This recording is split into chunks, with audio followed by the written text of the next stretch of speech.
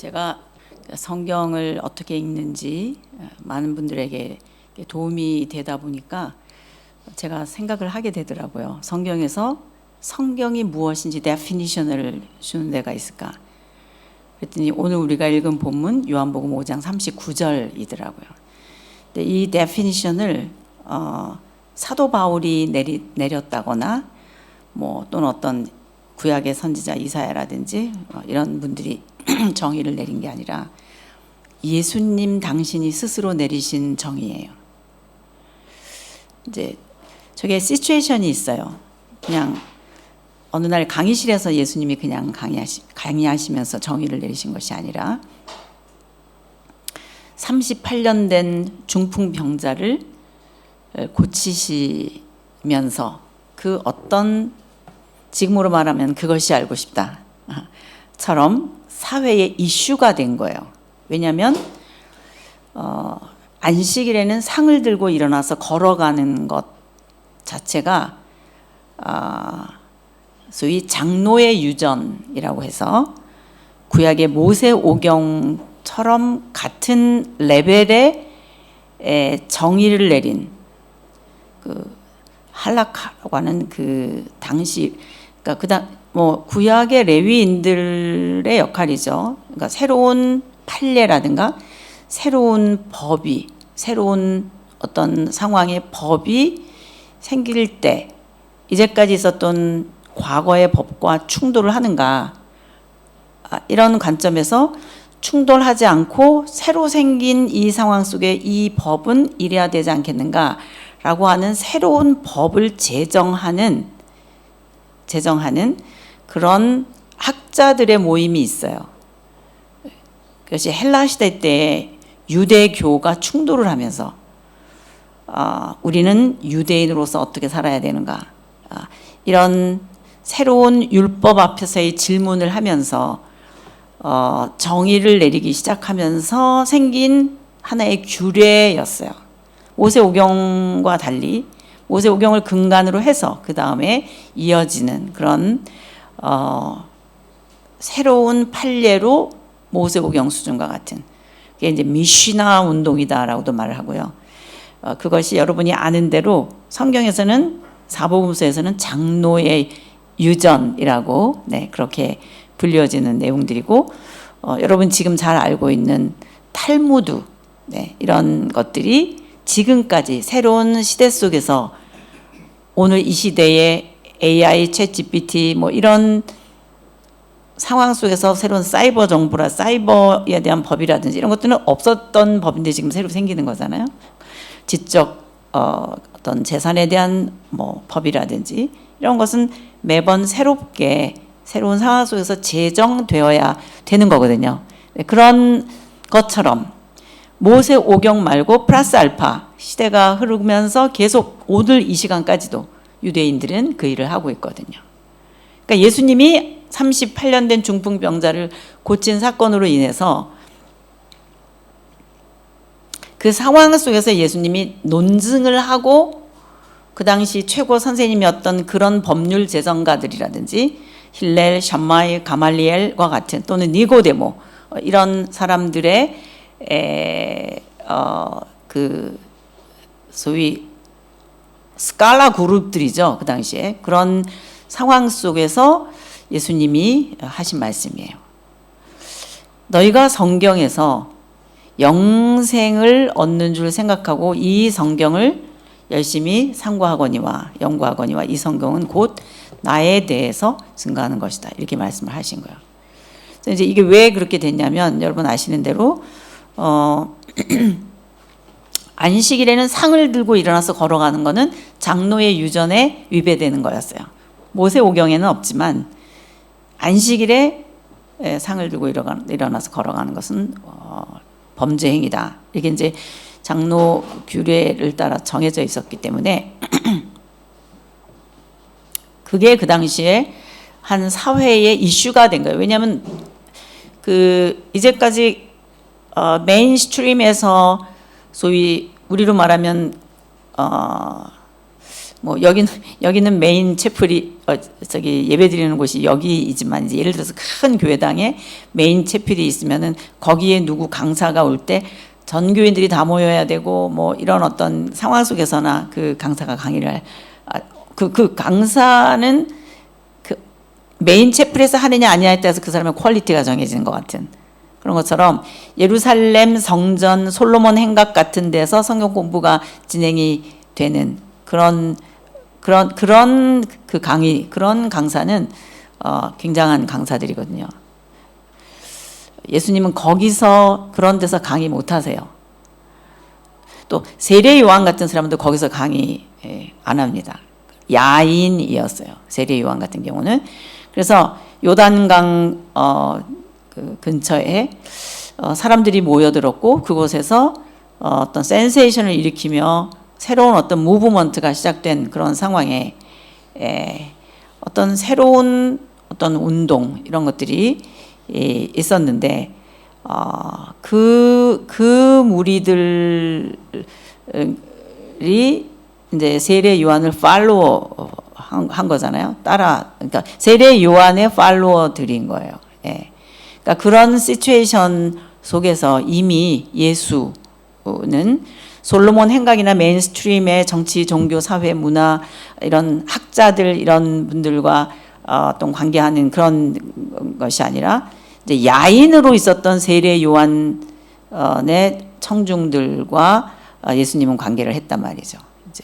이제 그러다 보니까 예수님은 그런 상황 속에서 그런 메인스트림에 있는 선생들과 충돌을 할 수밖에 없는 이제 그런 상황인 거죠.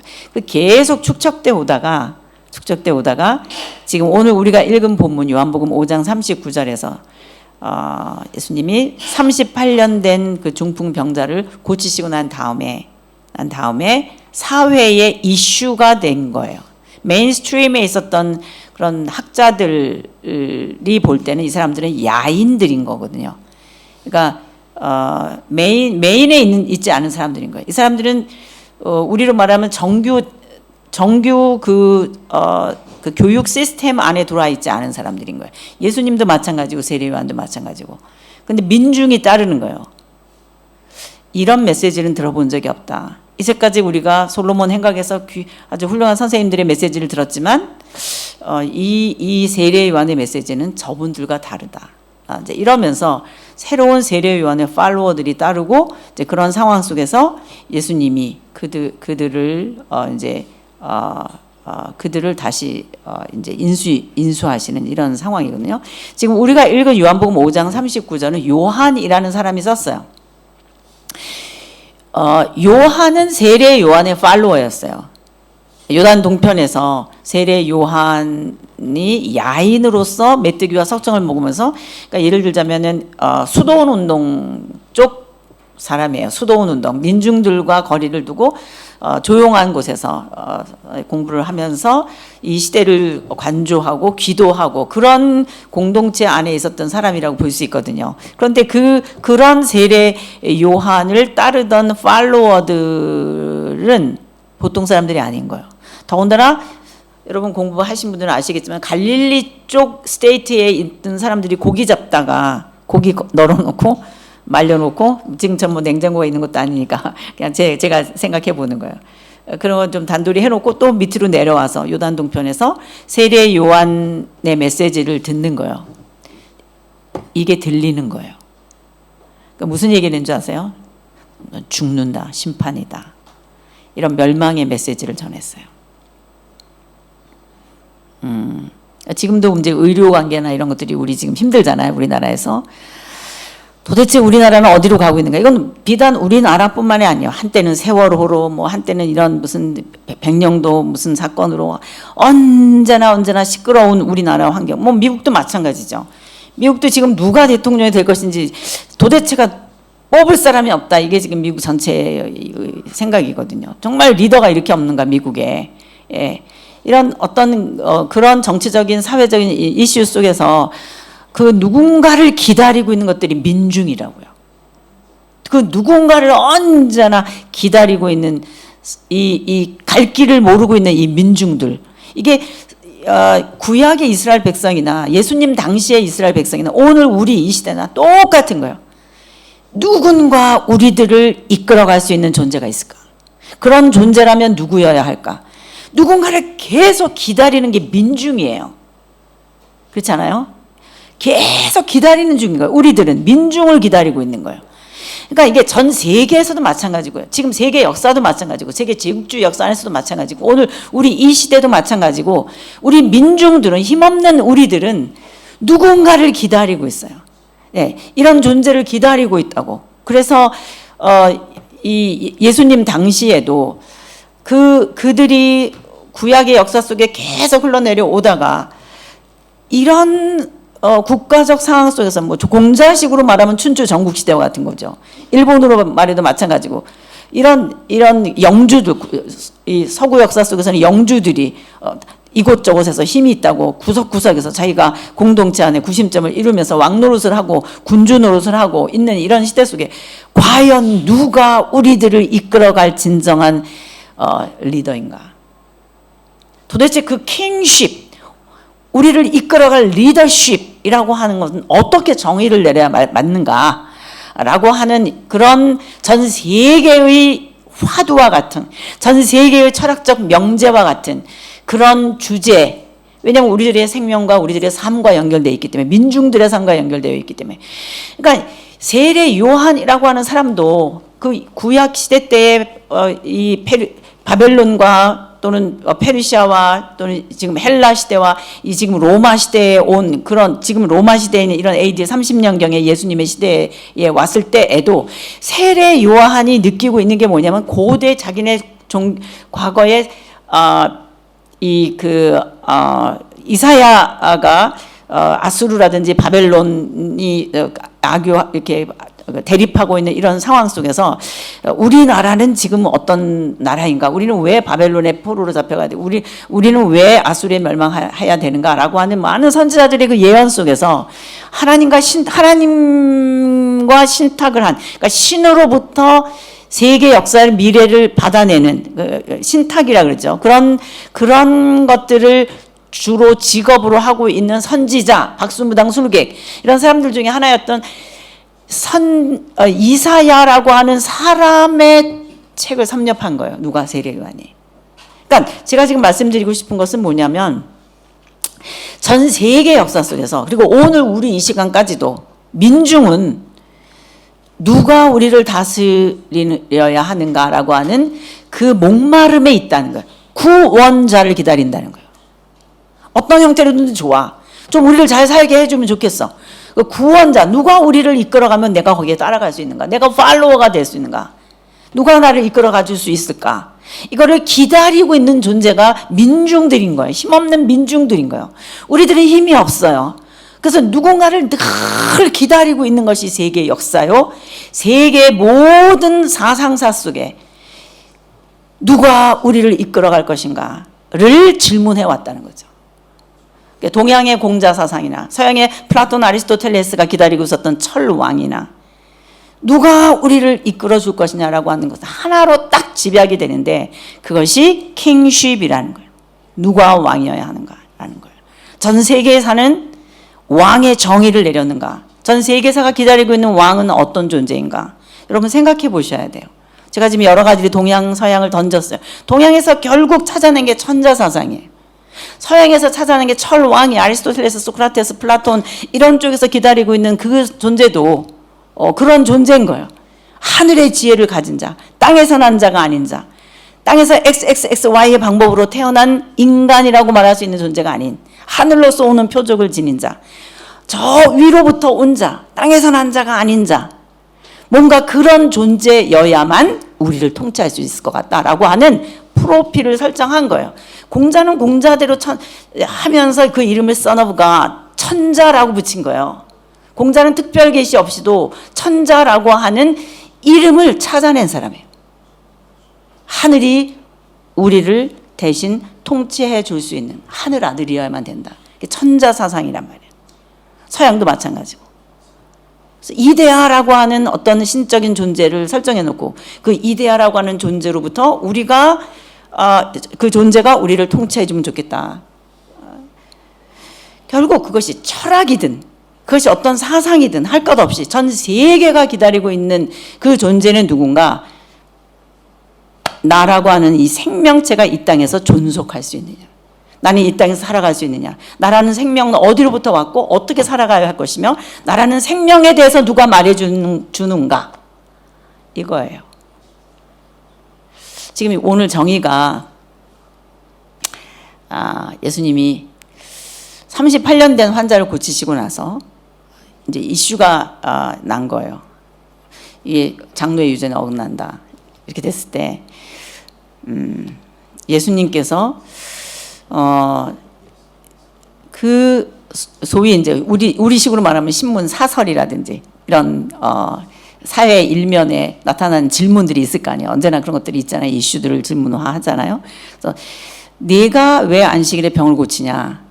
안식일에 이거를 상을 들고 일어나서 걸어가는 거는 법에 어긋난다. 하나님의 법에 어긋난다. 그때 예수님께서 하신 말씀이 아버지께서 지금까지 이 일 하시니 나도 일한다. 이렇게 얘기했어요. 그래서 아버지께서 이 일 하시기 때문에 나도 일한다. 그랬더니 네가 사람이 돼가지고 어떻게 하나님을 아버지라고 부르냐? 이게 여러분 생각에는 이게 우리는 너무 이렇게 예수님 하나님의 아들 이런 말이기 때문에 아들이란 말이 우리에게 괜히 익숙해요. 하도 들어서 괜히 익숙한 거지 굉장히 이상한 말이에요.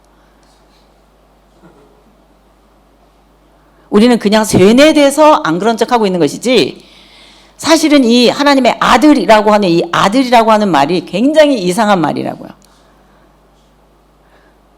그러니까 물어본 거죠. 네가 어떻게 사람으로서 하나님의 아들이라고 네가 말을 하느냐라고 반격을 했을 때 예수님께서 그냥 오케이 그리고 그냥 말하셨으면 되는데 그게 아니라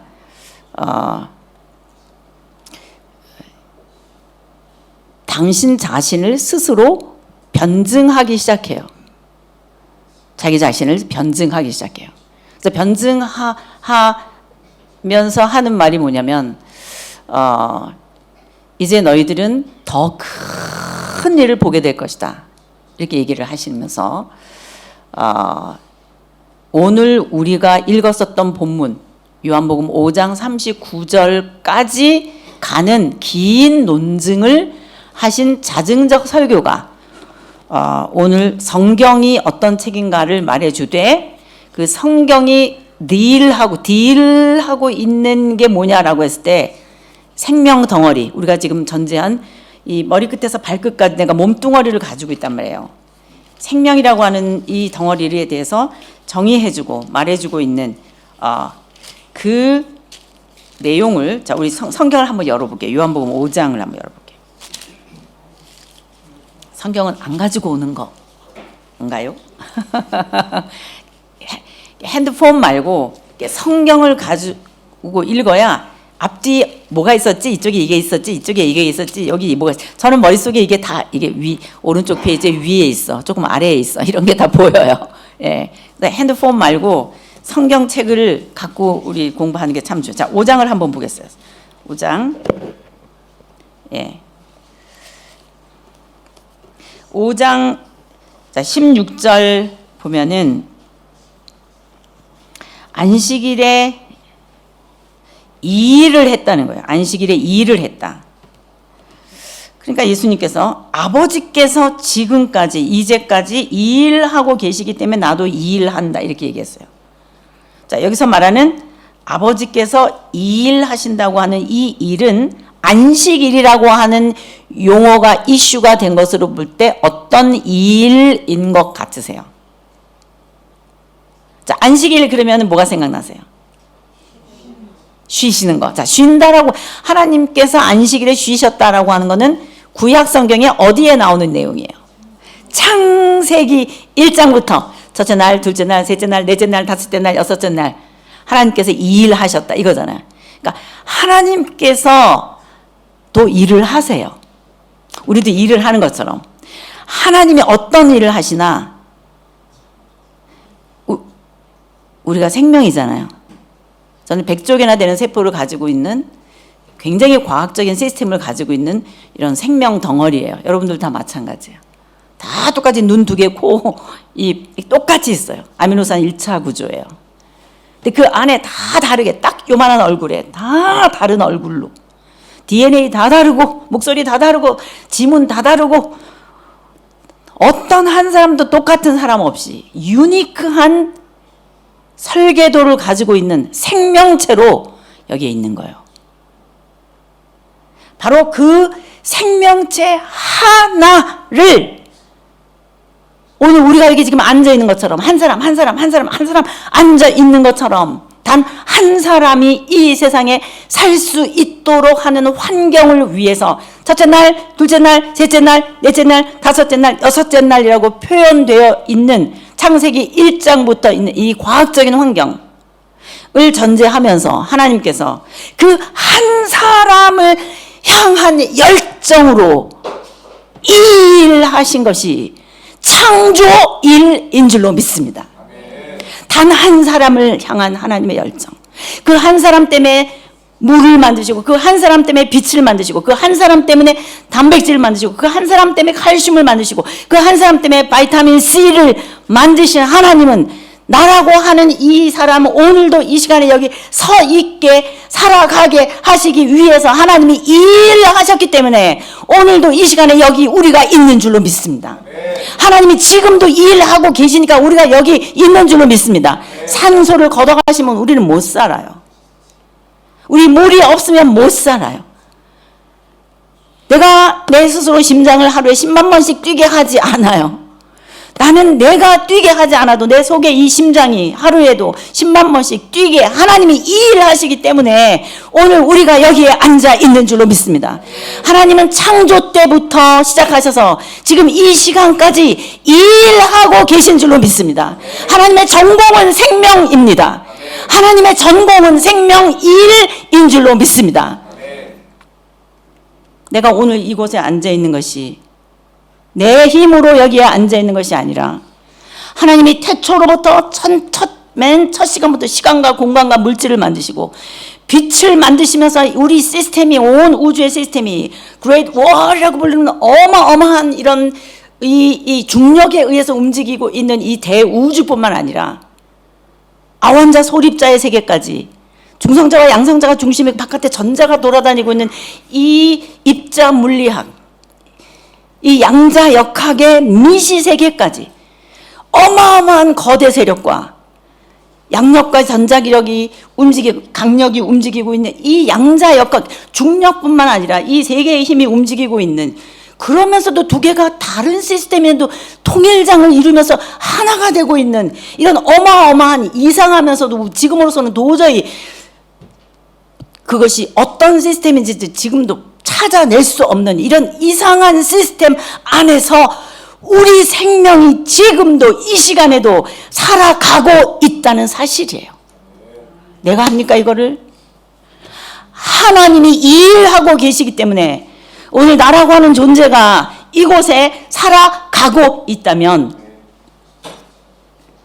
하나님은 지금도 나 자신을 일하고 계시는 줄로 믿습니다. 하나님이 나를 일하시는 거예요. 네, 하나님은 나를 경영하시는 거예요. 지금 이 요한복음 5장에 중풍병자를 고치신 다음에 당시 최고 스칼라들이랑 대화하신 이 내용은 거의 1000기에 가까운 주제입니다. 내용 자체도 심오하고 이런 주제 자체도 굉장히 깊은 내용 일 뿐만 아니라 그러면서도 실제적으로 38년 된 환자를 고치시는 이 하나님의 일하심. 오케이, 하나님 아버지께서 창조 일을 하시면서 지금까지 생명 일을 하신 것처럼 나도 아버지께서 일하는 것처럼 오늘 일했다. 그래서 나도 38년 된 환자를 고쳤다. 이 얘기를 하시는 거거든요. 제가 지금 무슨 얘기를 하고 있는가? 성경의 정의가 뭐냐? 요한복음 5장 39절이에요. 너희가 이 성경을 왜 연구하냐? 도대체 이 성경을 왜 읽냐? 네 생명이 불안해서라는 거예요. 네 생명에 대해서 너는 자율권이 없다는 거예요. 네 생명에 대해서 너는 주권이 없다는 거예요. 네 생명, 네가 존재하고 존재하게 하지 않은 거라는 사실을 네가 알기 때문에 너라는 생명의 실존주의 철학자들의 말에 의하면 던져진 존재, 피투성, 어느 날 이 우주에 던져진 것과 같이 느껴지는 이 불안함, 이 불안이 실존이다 이렇게 얘기했던 실존주의 철학자들의 정의처럼 우리는 내 생명에 대해서 불안한 거예요. 왜? 내가 존재하게 하지 않았기 때문에. 그걸 아는 거예요. 자기가 아는 거예요. 언제나 나는 내게 아니라는 사실을 아는 거예요. 그래서 불안한 거예요. 생명에 대한 불안함, 자기 실존에 대한 불안함, 자기 실존에 대한 안정되지 못한 이 불안함, 그것이 어디에 있을까 생각하고 너희가 성경을 상고하거니와. 누가 네 생명에 대해서 정답을 내려줄 수 있는가? 너에 대해서 대답을 내려줄 존재가 이 세상에 있는가? 있다는 거야. 이스라엘 백성은 누구냐? 우주 만물을 창조하신 하나님 안에서 나는 대답을 찾을 수 있다. 그래서 성경을 연구하는 거 아니니? 라고 지금 예수님이 말씀하시는 거예요. 지금 이 얘기를 하시는 거예요. 너희가 성경을 왜 연구하냐? 너라고 하는 생명 안전 보장 받을 수 있냐? 이게 질문이라는 거예요. 너 생명에 대해서는 안전 보장 받을 수 있느냐?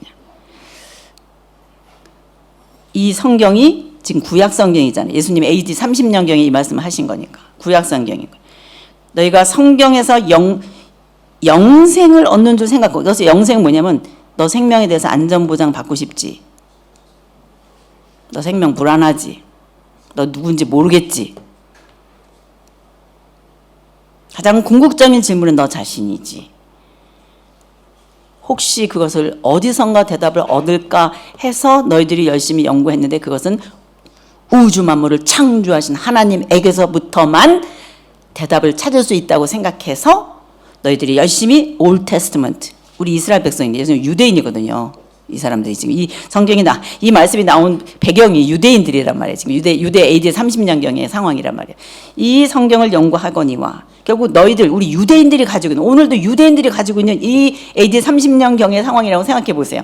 이 성경, 구약 성경, 그 당시 신약 성경이 없었으니까 아직 이 구약 성경이 너희들에게 해주는 것이 뭐냐라고 했을 때 우주 만물을 창조하신 하나님 안에만 네 생명에 대한 안전 보장이 있다 라고 생각하고 이 성경을 연구하거니와, 그런데 결론적으로 이 성경은 나에 대해서 증거하는 것이다. 지금 이렇게 얘기를 하신 거란 말이에요. 자, 이제 근데 보세요. 자, 우주 만물을 창조하신 하나님만 내 생명에 대해서 말씀하실 수 있는 분이에요. 유일하신 분이세요. 자, 그런데 문제가 뭐냐? 우리가 구약 성경을 쭉 공부하고, 여러분들 공부하셨지만 쭉 구약 성경 흐름을 보면은 결국 제국주의 역사 속에 이스라엘이라고 하는 나라가 왜 존재하는가? 그거였던 거 기억나세요? 여러분 많이 공부하셔서 다 아시잖아요. 그렇죠? 네. 창조에서부터 시작해갖고 바벨론 제국의 발흥까지, 그렇죠? 창세기 1장에서 바벨론 제국의 발흥까지를 세계 역사로 설정해 놓고 거기까지를 전제한 상태에서 모세라고 하는 학자가 이스라엘이라고 하는 종족의 국사를 어떻게 커넥션을 할 것인가를 연구한 거예요. 그래서 창세기 12장부터 시작되는 이스라엘이라고 하는 하나의 국가가 바벨론 제국의 발흥까지 11장 바벨탑 사건까지 얘기를 질서정연하게 설정해 놓은 상태에서 창세기 12장에 이스라엘의 의의가 무엇이냐를 탁 걸어요. 세계에 사는 힘의 역사다. 국민, 주권, 영토, 바벨론, 시날, 니므롯, 이런 그 힘 있는 자, 네피림, 이런 자들, 가인, 라멕, 마찬가지죠. 힘 있는 자가 구심점에 앉아서 하나의 공동체를 형성해서 그곳에서 한 국가라고 하는 시스템으로 경영되어져 가는 것이 파이널 폼인 거예요, 공동체. 그러나 모든 국가의 왕들은 최고 목적이 있는 거예요. 천하 통일인 거예요. 왕 중에 왕. 누가 가장 힘 있는 자냐. 그래서 이 모세의 인사이트는 뭐냐면 창세기 1장부터 11장까지 바벨론 제국의 발흥까지를 전제로 한 상태에서, 자기는 물론 이집트 문명의 파라오가 될 캔디데이트예요. 사람은. 그럼에도 불구하고 바벨론 제국도 알고 있고 이집트 제국도 알고 있는 사람이에요. 그러니까 당시 지금부터 3,500년 전에 모세라고 하는 왕궁 교육을 받은 그 인사이트를 가지고 있었던 그 모세는 자기 종족의 하나님은 하나님이신 창조주 하나님이 온 세상을 만드시고 역사 속에 하나님은 왕이시다 이렇게 하면서 흘러내려와야지 정답인데, 힘 있는 자가 하나님의 왕권을 거부하고 구심점에 앉아서 제국주의 역사를 타고 흘러내려가게 만드는 세계사를 잉태했다라고 전제하면서 바벨론 제국의 발흥까지를 쓴 거예요, 모세가. 그런 중에 세계사를 있게 하시고 사람을 있게 하시고 우주 만물을 있게 하신 창조주 하나님만 진짜 통치하셔야 된다, 그분만이 왕이시다 라고 생각한 모세의 인사이트, 자기 종족에게 나타나신 하나님이 그래서 시작하셨다 그러면서 자기 종족을 끌어들이는 거예요. 여기다가 창세기 12장이란 말이에요. 너로 인하여 모든 민족이 복을 얻으리라 이렇게 한 거예요. 창세기 12장에서 시작된 이스라엘이라고 하는 나라의 존재의의가 뭐냐, 너로 인하여 모든 다른, 그러니까 바벨론 제국이든 앞으로 헬라 제국이든 페르시아이든 헬라 제국이든 나타날 그 킹십, 그 왕들, 그 제국의 역사 속에서 하나님이야말로 창조주이기 때문에, 생명을 만드신 분이기 때문에 왕 중의 왕이시다라고 하는 것을 드러내야지 된다. 알겠지 이스라엘아? 알겠지 아브라함아? 알겠지? 이러고 시작된 게 창세기 12장이라는 거야. 그러니까 창세기 12장부터 말라기까지는 하나님을 왕으로 인정하지 않고 힘 있는 자가 구심점 돼서 나라를 형성해서 흘러갈 세계 역사의 성격 속에 하나님 대신 하나님 자리를 차지하고 있을 다른 신 바알과 뭐예요? 아세라. 창조주 하나님 대 바알과 아세라라고 하는 다른 신, 소위 종교, 진리가 아닌 종교 현상들을 극명하게 보여주면서 창세기 12장부터 이스라엘 백성들의 존재의의가 뭐냐, 그 창조주 하나님을 전해라. 그분은 네 생명을 지으신 분이야. 네 생명에 대해서 물어볼 수 있는 존재는 창조주밖에 없어. 창조의 하나님만 경쟁력이 있는 거예요. 창조의 하나님은 경쟁력이에요, 다른 종교에 대해서. 그거 하나 때문에 우리는 한국 사람이지만 이스라엘 종교를 믿는 거예요. 우주 만물을 창조하신 하나님이시기 때문에 그분이 이스라엘이라고 하는 나라를 통해서 당신의 존재를 드러내셨지만, 그 이유는 이스라엘을 통하여 모든 다른 나라들도 그 하나님이 누구신지 알게 하기 위한 목적을 갖고 출발하는 나라이기 때문에, 나는 이방 사람이지만 하나님이 계시하신 이스라엘에 내가 그 이스라엘에 나를 결부시킬 수 있다, 이런 리즈닝이 되는 거예요. 우리가 한국 사람이지만 이게 리즈닝이 되는 거예요. 그러니까 이제 다시 생각해 봐야 돼요. 창세기, 자, 성경에서 영생을 얻는 줄 생각하고 너희가 성경을 상고하거니와 이 성경이 곧 나 예수에 대하여 증거한 것이다, 이렇게 얘기했단 말이에요. 그럼 우리가 그게 정말 맞아? 이게 프루프 될 수 있어? AD 30년경에 예수님이 정의 내리신 성경이 무엇이냐라고 했을 때, 성경은 너 한 사람 다 이 세상에 있는 사람들의 생명에 대해서, 네 생명 안전 보장에 대해서 말해주는 거라고. 근데 그거는 곧 나에 대해서 말하는 거예요. 이거를 우리가 어떻게 정리할 수 있냐 이거예요. 이 알약을, 이 캡슐을 딱 하나로 정립되어 있는 이 많은 내용이 딱 알약 하나처럼 요한복음 5장 39절이란 말이에요. 그래서 나에서부터 출발한 거예요. 아, 나라고는 생명은 창조에서부터 시작됐어. 거기서부터. 그러니까 참 하나님에게 붙어 있는 거가 내 생명 안전 보장이야. 창세기 12장부터 그러므로 모든 전 세계 사람들이 그것을 알 수 있도록 네가 그 역할 좀 해줘. 이게 이스라엘 백성의 존재의 의의였단 말이죠. 근데 우리가 아는 대로 바알과 아세라, 다른 종교와 사상과 철학이 들으면서 하나님 없이 살아가고 있는 전 세계 제국주의 역사 속에 종교와 사상과 철학, 이거랑 지금 부딪히고 있는 중인 거예요. 그러니까 이스라엘 나라 하나라도 진리를 알고 있다면, 너 때문에 모든 다른 나라들이 누가 진리인지, 창조주가 누구신지 알 수 있을 텐데 너희가 그 역할을 해줘라, 그런 거예요. 그러니까 이스라엘의 의의는 굉장한 거예요. 이스라엘은 정말 제사장 나라인 거예요. 이스라엘은 정말 나팔순 거예요. 이스라엘이 정말 그 말을 해줘야, 굿 뉴스를 전해줘야 되는 그런 선생님이어야 맞는 거예요. 그런데 우리가 아는 대로 그 다음부터 쭉 나오는 창출, 민수, 삿사망, 대라는 역사를 보면 바알과 아세라의 무릎을 꿇은 거예요, 이스라엘 나라. 그럼 하나님은 설 자리가 없어져요. 창조주 하나님에게 붙어 있었던 생명체가 하나님 아닌 다른 종교와 사상에 접목을 했다는 건 이게 끊어졌다는 뜻이에요. 하나님에게 붙어 있지 않는다는 뜻이에요. 세상의 모든 다른 종교와 사상과 철학을 하나로 딱 엑기스처럼 만들어낸 것이 섹스 종교인 바알과 아세라, 풍요와 다산의 종교. 여러분들 공부하신, 여러분 상상치도 못했던, 레위기에 있었던, 그리고 모든 전 세계의 종교와 사상의 키가 뭐냐? 풍요와 다산. 왜? 너 생명체 여기서 잘 먹고 잘 살아야 되잖아. 생명이 주인공인 거예요. 풍요와 다산. 그래서 모든 다른 종교를 집약해서 말하고 있는 바알과 아세라를 무찌르고 하나님의 왕권을, 하나님의 진리 되심을 선포해야 할 제사장 나라가 결국 그 바알과 아세라 섹스 종교에 무릎을 꿇게 됐을 때 하나님께서 하시는 말씀이, 내가 너 그러니까 죽여버릴 거야. 마치 선악과처럼 내 이것을 먹는 날에는 정령 죽으리라.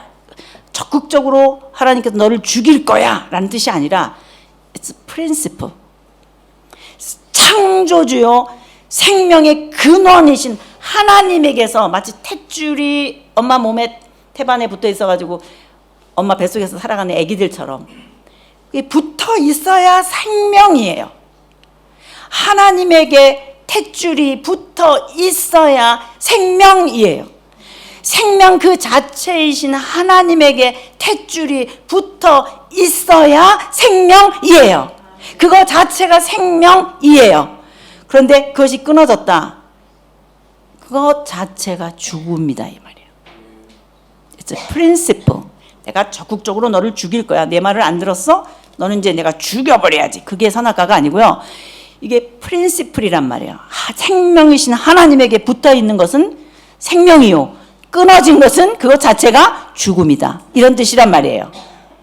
마치 그것처럼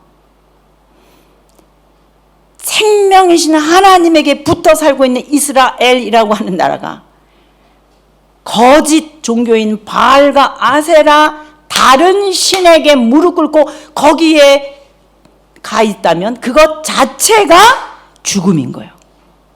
적극적으로 내가 죽일 거야, 적극적으로 내가 너를 심판한다, 적극적으로 내가 너를 멸망시킬 거야가 아니라 그냥 하나님에서 떨어져 나가서 바알과 아세라를 섬기고 참신이신 하나님을 모르고 살아가고 있는 그것 자체가 죽음인 거예요. 창조주 하나님에게서 끊어진 것 자체가 죽음인 거예요. 하나님 모르고 살아있으면서도 그것이 살아있는 거라고 생각하고 있는 것 자체가 다 착각인 거예요.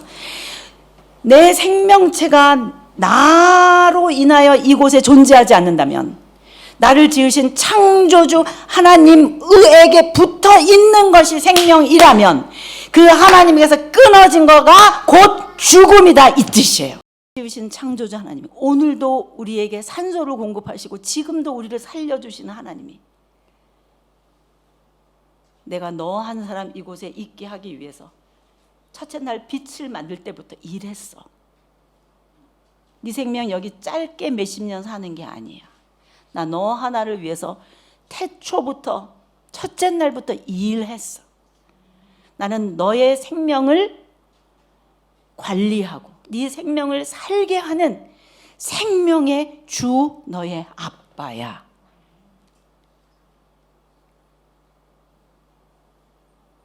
그 이야기를 이 땅에 발 딛고 서셔서 제일 처음으로 그 압축된 에너지를 폭발시키듯이 터트린 첫 번째 설교가 망한다, 심판이야.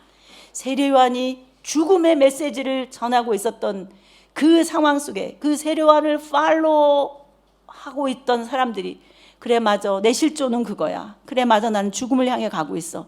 이 세상에 사는 게 이런 거야 라고 하는 인간 실존의 주소를 알고 그것 때문에 어찌할꼬 하며 땅을 치며 울며 애통하는 자들에게 broken heart, 깨어진 심정을 가지고 있는 그들에게 죽음 아니다, 실망 아니다, 멸망 아니다, 영생이다, 이 메시지를 이 땅에 오셔서 하신 우리 하나님이 예수라고 하는 명찰을 달고 이 세상에 오신 줄로 믿습니다. 하필이면 예수, 하필이면 크라이스트 구원자, 하필이면 Son of God, 하나님의 아들, 이런 독특한 이름으로 이 땅에 오신 하나님이 우리를 향하여 제일 하고 싶은 말씀은 죽음이 아니라 영생인 줄로 믿습니다. 죽음 아니다, 영생이다. 멸망 아니다, 구원이다. 심판하시나 구원하시다. 이 세례 요한의 심판의 메시지 위에 영생의 메시지, 너희가 성경에서 영생을 얻는 줄 생각하고 성경을 상고하거니와 이 성경이 곧 나에 대하여 증거하는 것이니라. 여러분들의 주민등록번호, 예수 이 땅에 태어난 지 몇 년 있다 나는 태어났습니다. 그게 여러분의 아이덴티티예요. 죽으시면 여러분들 무덤에 써 있을 숫자, 몇 년, 몇 월, 며칠 숫자가 있어요. 지금 앞에 것만 있어요, 여러분. 뒤에 것도 있을 거예요. 그것이 다 이 세상에 실제로 오셨던 하나님의 이름 예수 그리스도, 이분 이후 나는 얼만큼 살았다.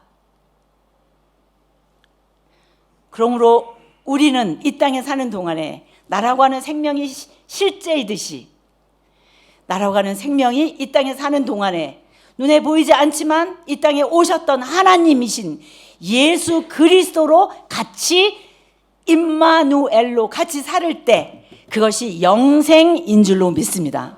너희가 성경에서 영생을 얻는 줄 생각하고 성경을 상고하거니와 이 올 테스트먼트 구약 정말 나에 대하여, 내 영원한 생명에 대하여, 예수님에 대하여 기록해 놓은 책이 맞습니다. 오늘 결국 무덤이 아닌 영원한 생명을 우리에게 주신다라고 하는 실존적 대답을 해 주시는 이 요한복음 5장 39절, 이 요한복음 3장 16절 말씀이 우리에게 레마로, 주님의 음성으로, 주님의 육성으로 들려야 될 줄로 믿습니다.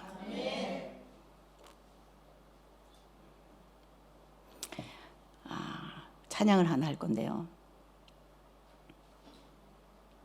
찬양을 할 건데, 이 우리 에즈마야 찬양인데 이 우리가 작곡한 찬양들이거든요. 이게 성경 전체 덩어리를 한마디로 말해라 그러면 제가 지금 여러분에게 말씀드린 요한복음 3장 16절이에요. 내 생명을 딜해주고 있는 거예요. 첫째 날, 둘째 날, 셋째 날, 넷째 날, 다섯째 날, 여섯째 날까지 열심히 생명 일을 하셨던 하나님이 결국 우리를 무덤에 처박아 놓으려고, 결국 우리를 무덤에 집어넣으려고 일을 하셨겠냐고. 무덤에서 일으키시기 위해서 아들 예수가 오신 줄로 믿습니다. 세계 기독교 역사 속에서 성경은 손에 들려져서 소위 르네상스, 이런 이 기독교에 대해서는 암흑 시대라고 얘기하고 있는 이 기간 동안에, 그 이전에 화려한 로마 제국에 기독교가 전 세계를 통치하고 다스렸던 그 화려함이 없어지고 그 이후 약 1000년이 흐르면서 종교개혁이 일어나게 한 그 기간 동안에 이 기독교 본질이 정말 암흑시대로 들어가서 성경은 손에 들고 있는데 도대체 이 내용이 무슨 내용인지를 모르고 읽어도 무슨 뜻인지 모르고 교회는 있고 종교는 있고 이런 행사들은 있는데 성경의 내용이 우리 안에 들어오지 않는 이런 시대에 주여 여기 마드리드 우리 순복음 교회는 진리를 손에 만지는 교회가 되게 하여 주시옵소서. 껍질뿐인 이런 서양의 기독교의 이 무덤과 같은 이런 저 건물들 이런 속에서 주여 우리 한국 사람 여기서 몇 명 안 돼도 보리떡 5개 물고기 2마리처럼 우리가 이 땅에서 별로 그렇게 중요한 사람이라고 생각되지 않는 상황에 우리가 이렇게 몇몇 한국 사람들이 여기에 모여 있어도 주님 이곳이 진리의 요람이 되게 하여 주시옵소서.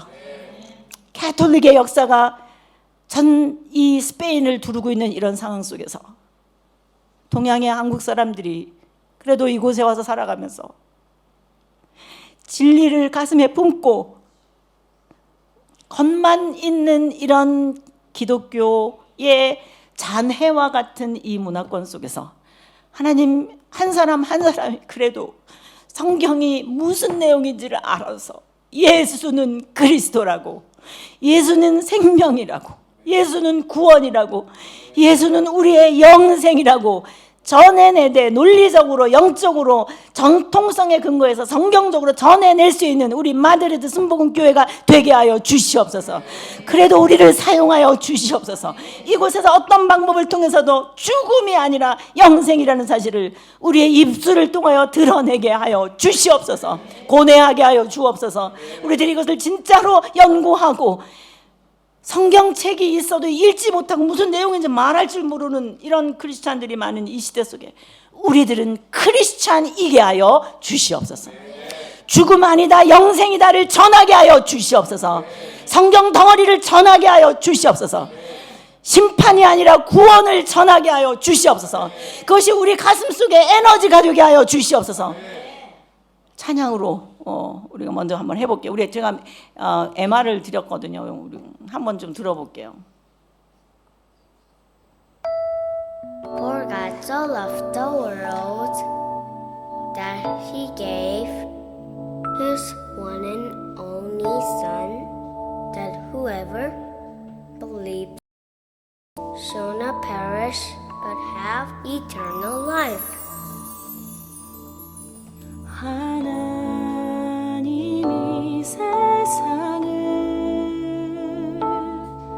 세상을 이처럼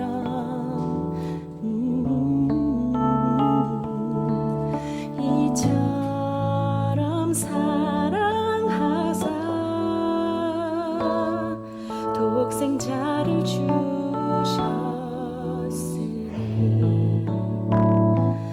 이는 그를 믿는 자마다 멸망하지 않고 영생을 얻게 하려 하심이라.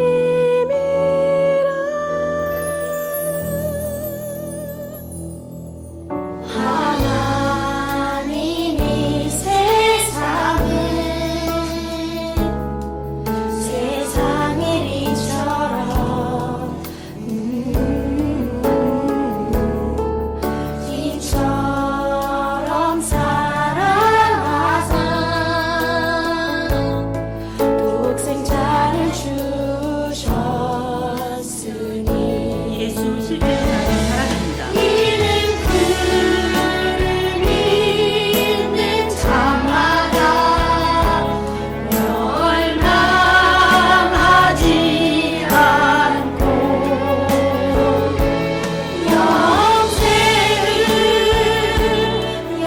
영생을 얻게 하려 하심이라.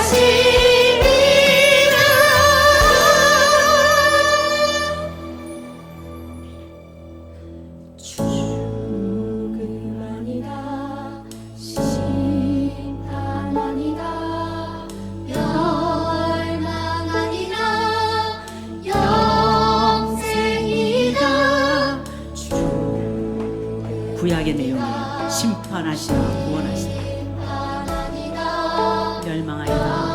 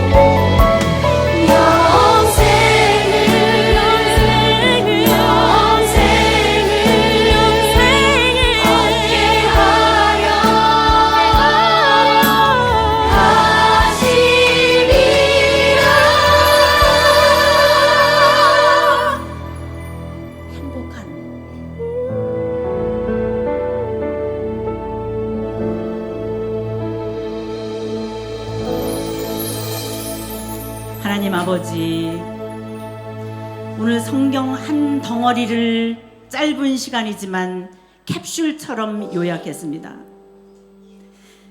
지금도 내가 신경 쓰지 않아도 내 심장을 쿵쿵쿵쿵쿵 뛰게 하셔서 내 생명 일을 하고 계시는 창조주 하나님을 믿습니다. 내가 오늘 여기 살아가는 것은 하나님이 나를 일하고 계시기 때문에 살아가고 있음을 믿습니다.